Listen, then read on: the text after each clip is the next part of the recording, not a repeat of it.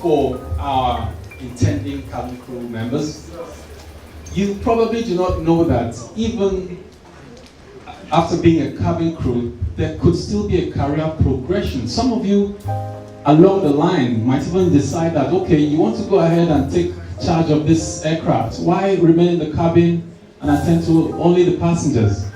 You just might decide, well, if I'm going to be on board this plane, I might as well do the flying myself.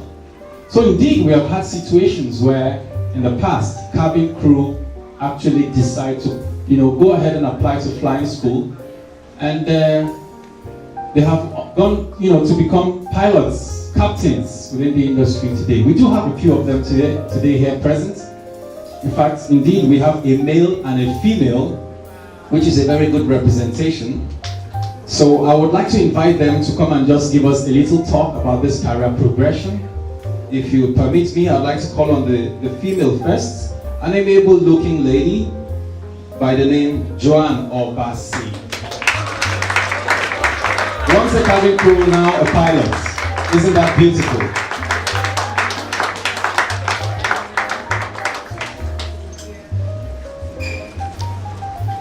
Good afternoon, everyone. Good afternoon,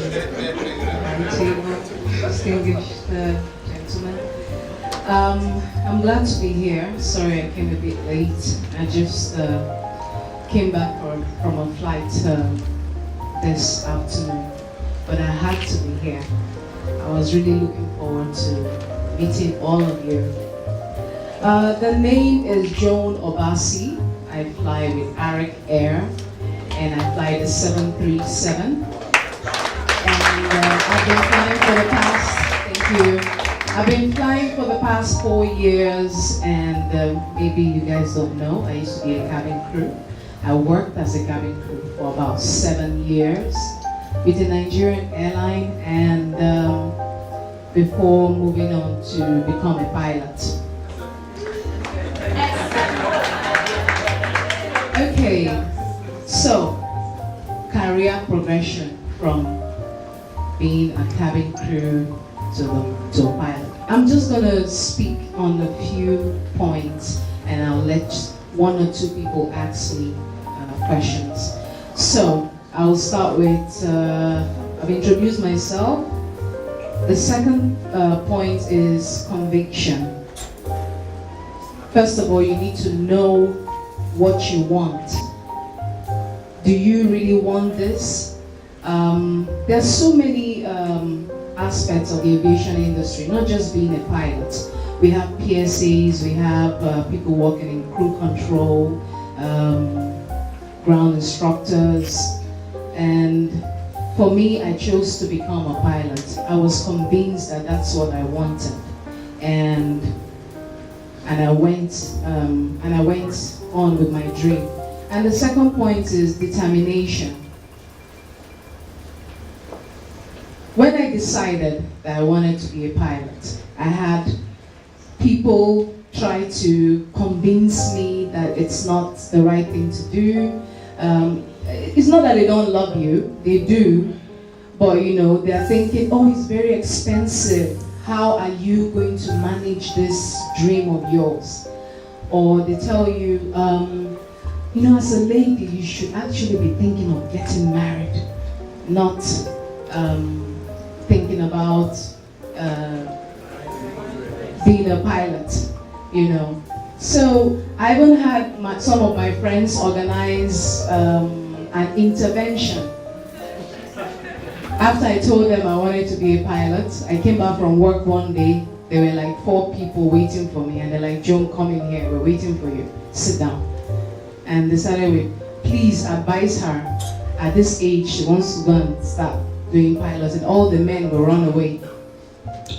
But I was convinced that that's what I wanted, and I was determined, about my dream, so I didn't allow that deter me. And the fourth point is preparation. When you decide that you would like to be a pilot, there are certain things you must do to prepare yourself. I just noted a few points. I did ask questions. I did speak to other pilots that I look up to, and they gave me advice on what to do and how to go about it. And first of all, medical. Before you start putting in money, you have to be sure that you can actually pass the strict medical exams to become a pilot. And so I had to go for a medical first before applying. And then finances. You need to check your finances, the source of finance, because to be a pilot is not cheap, but it is possible. And then location for your training. We have schools in Nigeria, in Zaria, we have in South Africa, we have in the US. I did my training in the US, in Florida. So you have to ask questions, you have to find out what you really, which is better for you, depending on how much you have. And the fifth point, stay positive.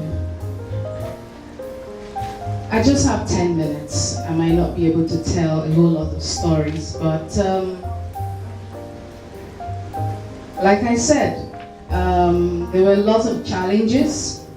So I would say stay positive, and I'm talking about all-encompassing, spiritually, emotionally, and physically. You know, I traveled to the US for my training, and you know how the US is. When you don't have family, you are on your own. So you must encourage yourself. I mean, there are days when you feel like giving up, but you have to speak to yourself. And that's why I say spiritually, because the good thing is, you know, I believe in the Word of God, so I use that to encourage myself and strengthen myself. And emotionally, when I decided to go for this training, my mind was focused on what I had to do. You know how it is as a cabin crew. In your uniform, you're always slaying, your hair is looking good, your nails and everything. You know, when I was a cabin crew, some people know how I was. But you know, when I decided to go for the pilot school, I didn't even bother about that. I met a few people who knew me as a cabin. They're like, Joan, your hair, your nails. I mean, I've never seen you like this. You didn't make your hair, you didn't care about your nails. I'm like, I know what I came here for. So, you have to stay positive, because you would have challenges along the way. I'll just tell you a story. I remember when I first got to the school, and I started with my instrument training. That's when you learn to fly with the equipment, you know, without seeing where you're going. Sometimes they even give you like the visor to block your view, and you just fly with the instrument. They block everywhere, so just fly. That was a very tough time. It was so easy there were some people in the class with me, and you know, all these boys that play video games, and it was so easy for them. I mean, I was wondering, like, God, how do you guys do this? Like, my hands weren't fast enough, you know, that kind of thing. It was a bit hard. But you know what I did? I went home, I borrowed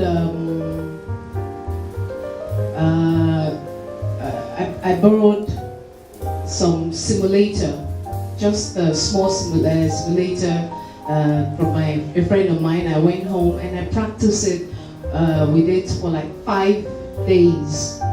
When I came back, my instructor was like, Joan, what did you do? Like, I didn't come here to play. And you must ask yourself, how bad do you want it? You have to fight for what you want. I'll speak on some of the hurdles that I faced during this transition. The first at the beginning was procrastination. I worked as a cabin crew for like 7 years, and all that time I knew I had a dream to become a pilot, but I always gave myself excuses. It's always, oh, who will take care of my parents? Oh, I have to do this with this money, or to be a pilot, I think it's a lot of science subjects. You know, am I sure I'm ready to do this? So that was the first step. You know, when I decided, okay, now I'm gonna do it and I don't care, and I went ahead. Then the second was when I got to the school. You know, when you haven't worked, you haven't studied seriously for anything for the past 7 years. You know how it is, and then you go back to school, and then you have to do something a bit technical. I'm a graduate. I did business management, so you can see the difference. And then now you have to do something totally different from what you know. You know, it can be very difficult. I will tell you one experience I had. There was a day that I walked from here almost to, like, the distance I walked was like almost to Ikeja bus stop on my own while I was in the US. I was talking to myself and I was crying. I was like, no, I'm not going to give up. I didn't come this far to go back. I'm gonna do this and I'm gonna win. You know, I was speaking to myself because you know how it is when the generator is all cold. 6 months you haven't used a car or a generator, then suddenly you want to start it. Now it gives you a hard time. Before it starts, it's like, so that's how it was for me, for my brain. It's all chilled, taking a nice cold wine and relaxed, enjoying myself. Then suddenly now I have to start studying, so much. So that was one of the hurdles I had to face. Then the third one was finances. Like I said before, determination. My initial training, I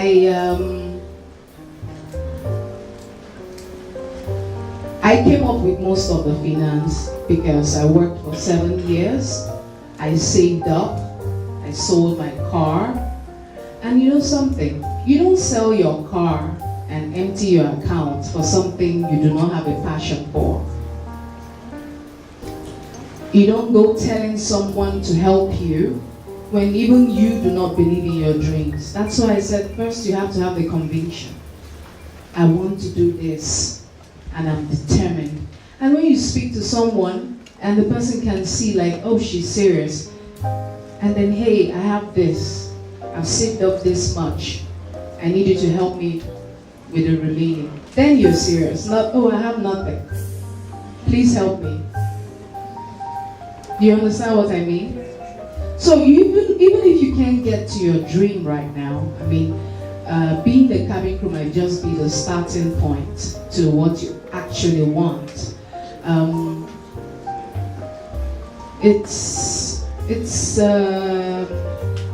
You can actually get there, like I did. You save up, you plan towards it, and it can actually, you can get to that destination. Then the next hurdle was,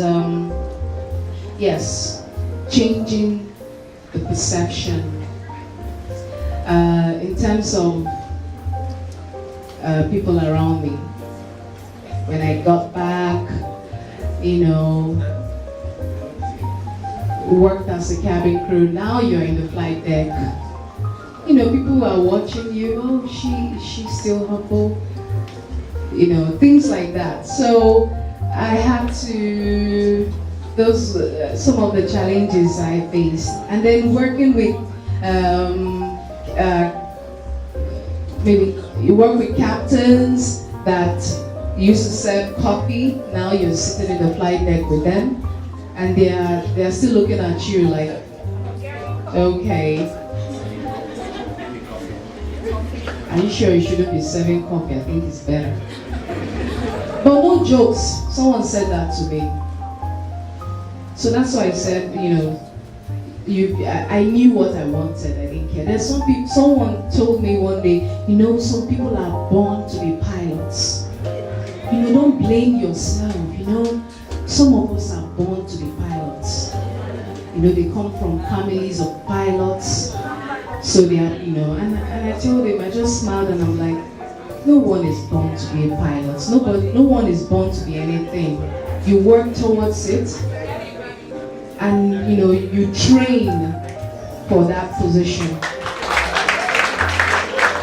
So I'm encouraging you all, whatever you decide to do, not just being a pilot. The aviation industry is a very big one. There's so much that you can do. I would urge you to find out more about these different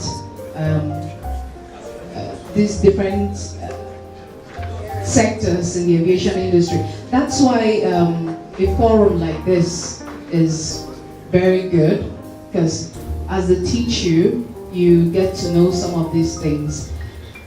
So you can decide that from being a cabin crew, I would like to move on to become a pilot. Maybe that would be nice. We need more female pilots, and even also the guys as well. So thank you for having me. Thank you very much, SFO Joan. She obviously did not come to play.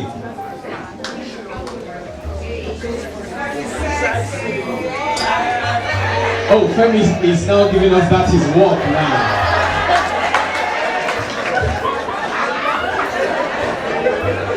Interesting.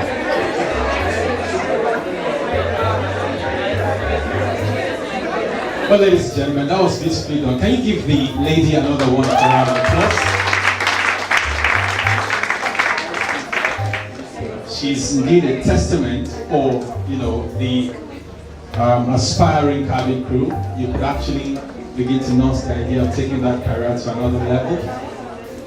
In fact, I could tell from the moment she started speaking, I could tell that she trained in the US. Did you hear the way she pronounced the word Florida? After all the training there, they come back with some kind of an accent. I had a friend who went to South Africa to train. Eric crew with no remiator. He came back with a little of some South African accent as well. But what about the people that go to Zaria? Perhaps if John trained in Zaria, you hear something like, hey, this is Captain Joan. Guess here we are flying at 35,000 feet. Ladies and gentlemen, if your car is a Honda Accord,